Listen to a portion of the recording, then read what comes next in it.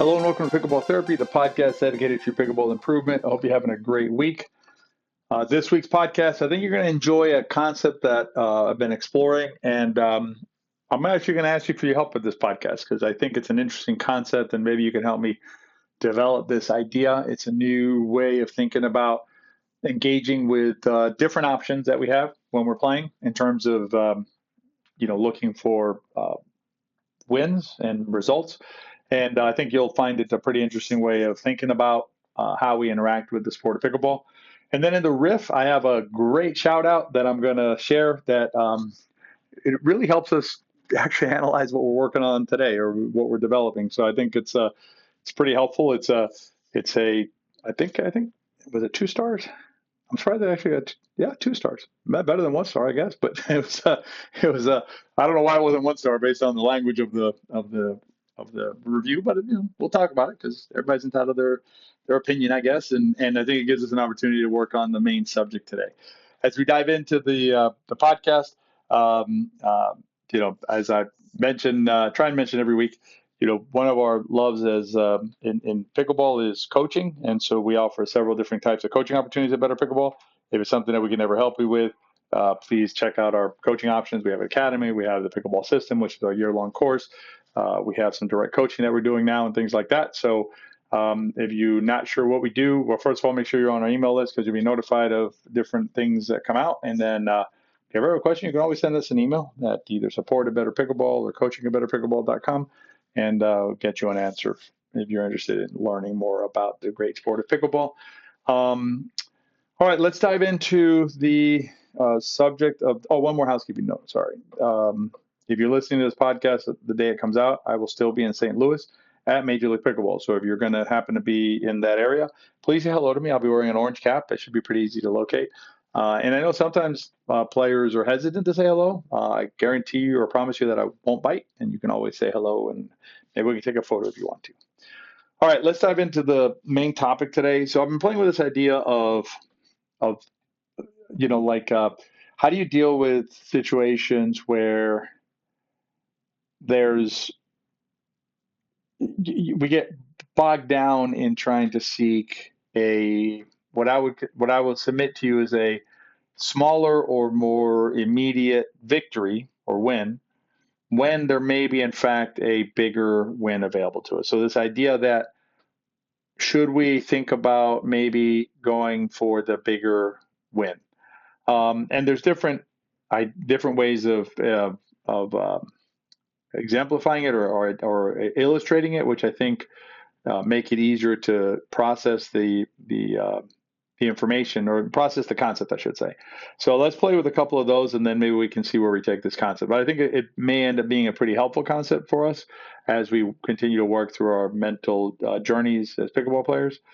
So one example that comes up is in my mind is as you may know, I play senior professional pickleball, so I'm a pretty decent pickleball player. And let's say that I, sometimes I will go to open plays and things like that and mix in, right? So let's say I'm playing in a mixed game of some 3-0s, some 3-5, some 4-0s, and things like that. Now I can basically try to take over my side of the court, hit the ball super hard at players, do my thing, and then maybe, probably end up with the win in the game, right? Probably. Not 100%, but probably.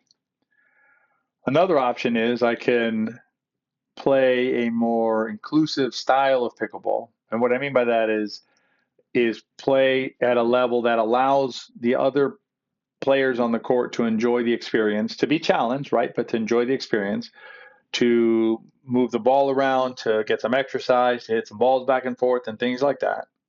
Allow my partner, who may also be a 3-0 or 3-5, to hit as many balls as they can, right? And that are, reasonably theirs, as opposed to taking a bunch of the court, and potentially reduce my chances of winning that game. But I guess the question in that situation is, or the thought there is, when I do so, am I not chasing the bigger win, right?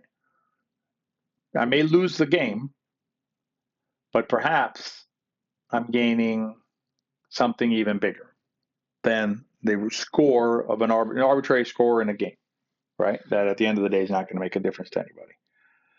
So that's one area where you can think about that concept, right? Another area we can think about it is, in something like an outball dispute. Okay. So, let's say you make the call and you call it out. You see it, and yeah, it's out. I'm going to make the call. And your opponent is just losing their mind. I mean, they're just like absolutely losing their mind. Now, it's your call, and if you called it out, I'm okay with the fact that you saw it out, right? You believe it to be out based on the information that you received from your eyes and your mind processing that optic information, et cetera, right? So you have every right to win the call argument. Okay, I mean, it's your call. You can just look across the net and say, I appreciate your perspective, but it's my call, and I'm going to stand by my call. And so you win, but is there a bigger win, right? Is there perhaps a bigger win? It appears to be such a big deal to your opponent, right? It is affecting their ability to enjoy that game, enjoy that match. Perhaps the bigger win is to let them have the call. And I'll give you guys a personal story. There was, and I talked about this a little differently before in the podcast. I talked about it in terms of like, just we all do the best we can. And this was a tournament match where I saw the ball out, so I called it out. Opponent lost his mind, like just not quite jumping up and down the court. We're pretty close to that. And he was beside himself with the call. And and I at that point I took maybe the smaller win, right? I'll say, now that I'm thinking about it this way, because it was my right to make the call. It was a I don't know, macho moment or whatever, where puff up the chest and go like, hey man, you can see it, everyone see it, but it's my call, and it is what it is. So let's just move on. And I'm going to call it the way I saw it, right? And then just and I don't think there's anything technically wrong with what I did, right? Because that's what I saw and that's my call, et cetera, right? But could I have maybe gotten a bigger win there, right? In terms of just the world and pickleball in general and the sport and everything else, right? I think so. I think I could have had a bigger win by just saying, yeah, it's fine. If you're that strong about it, I'll basically concede the call. Is that really that damaging to me, right? I mean, it's kind of like, I don't know if you watch soccer or not, but I watch soccer, and one of the things that drives me insane is, the players. Most players are trained to challenge every ruling, everything, and so like it's almost like they never commit a foul, which is silly because of course they're going to commit fouls. It's a contact sport, it's a physical sport, and so it becomes kind of silly for them to do that, right? Where the bigger win might be for them to sometimes go like, yep, that was my mistake, right? I screwed that up. No big deal, Anyway, I digress. One other area would be like the illegal serve, right? The quintessential argument, right? The illegal serve idea. And I've talked about this before, but I haven't articulated it this way in terms of the bigger win. What I've said in the past is like kind of leave it be because it's probably not affecting the game, right? Usually, most of the time when you see not all the time, okay, but like the vast majority of the time when the player says, is that serve illegal in rec play, it's not really a big deal. You know what I mean? Even if it is technically illegal. But again, is there a bigger win, right? Is it a bigger win for you to allow that serve to just be what it is, right? And the nice thing about the thing about the bigger win is that it helps incorporate a bit more empathy into our practice, right, into our lives, because you're like in the alcohol situation, even you're conceding the call to your opponent in situations where you can just simply say, well, to them it's obviously more important than it is to me, and so I'm going to grant them this, right? It's like a gift you're handing them. Same thing with like the illegal serve.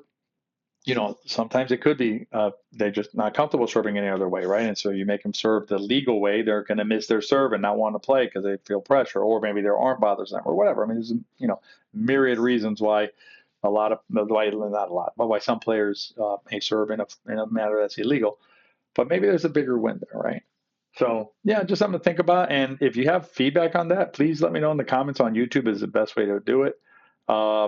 If you go to YouTube and look up Pickleball Therapy, you'll find this episode, and then there you can share your ideas in the comments. That would be appreciated, and maybe we can work on this together and come up with a concept here.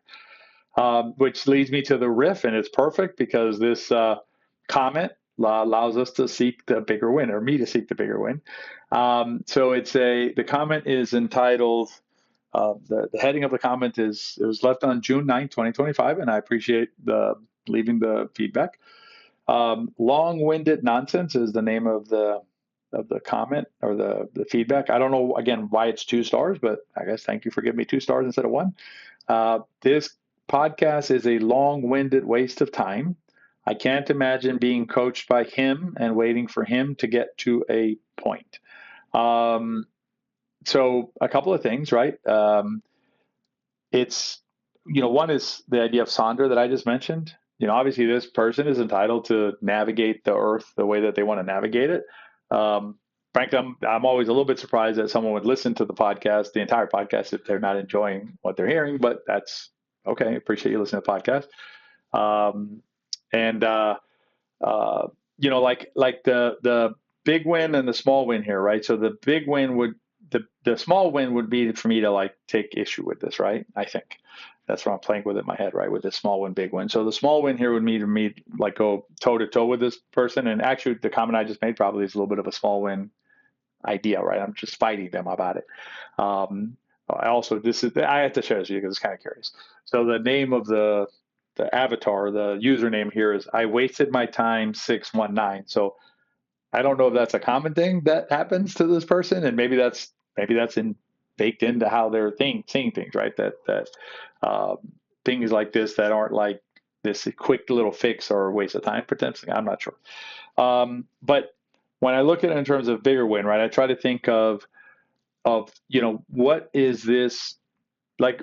What this illustrates to me or points out to me is how we're, as a society, right, we're moving away from deep and maybe lengthy sometimes. And sure, I guarantee you that I speak a little longer than others, but it's because I'm trying to explore something, or I'm trying to go deeper on something, or explain it at a different level than like a TikTok or a quick Instagram kind of video. But we live in a world where everything now is short, and frankly, like our social media consultants, they're always like, yeah, you have 30 seconds, or you got. I think right now, we're 30 seconds in total, I should say. We're down to like 3 seconds to get attention, or 4 seconds. I mean, it's like a really compressed attention span. So, when you see this kind of a comment, right, perhaps that's just this person is, is conditioned this way. And it's unfortunate from my perspective that, that the person is looking for just quick hits, right? It's, and frankly, I don't know how to do it in a mental. If I did, I would. Listen, I'd be happy to give you like a 5-second thing on the mental and everything is fixed. But that's not my experience anyway of how the mental has worked for me, nor my experience of how it's worked with other players for whom it's been effective, right? It's a process. You have to think about it. Sometimes, I may say the same concept 3 different ways, and the first 2 ways don't land, and the third way it lands, and now we have progress, right? So that's part of this process as well. And frankly, from my perspective, I will tell you that I'm at a place right now where when I'm not saying I'm perfect about it, right? I do, when my initial reaction to these things is still, kind of little, still small, I guess, like, oh, what did you like about the podcast? But then, as I let it simmer a little bit, let it sit a little bit, then I ask myself about the Sonder, right? And how we're being conditioned in our attention spans. And then lastly, I honestly, I wish that I hope for this player, I assume it's a player, but I hope for this player that he or she finds a way to interact with longer form content in a way that is productive for them, because I think that there's a lot of benefit to that in the long term for them. The same way that it's the same hope that I have for players looking to improve their mechanical skills in the game or their strategic skills in the game. Whenever we're looking for those quick hits and things like that, that's not how things work. And it ends up being counterproductive most of the time. And those quick fix things, when you explore them, oftentimes they're missing pieces or they're incomplete, but I guess the same thing. Missing pieces, incomplete, or they lack substance to them, but they seem really good on the surface. So anyway, so that's my thought there on that. Again, appreciate them sharing their feedback about the episodes and the podcast. But is there a bigger win for me as a content creator? Yes, and I think the bigger win here is to encourage the player, whether it's this voice or another voice, to find long form content that can help them with their mental journey. Because if they listen to this podcast, my guess is they did so because they're in need of something in the mental side of their game, in the mental side of their development as players. And if they can find the voice that resonates with them, that helps them, I'm all for that. So all right, so let's keep working on this concept of bigger wins. Think about it when you're out there, right? Maybe you'll come up with something as you engage with the sport, as you interact with other players. See if you can find moments to have that bigger win. A dispute over a paddle placement.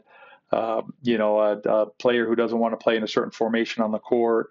Whatever, the things that are normal that happen in daily pickleball life that are less than agreeable for us.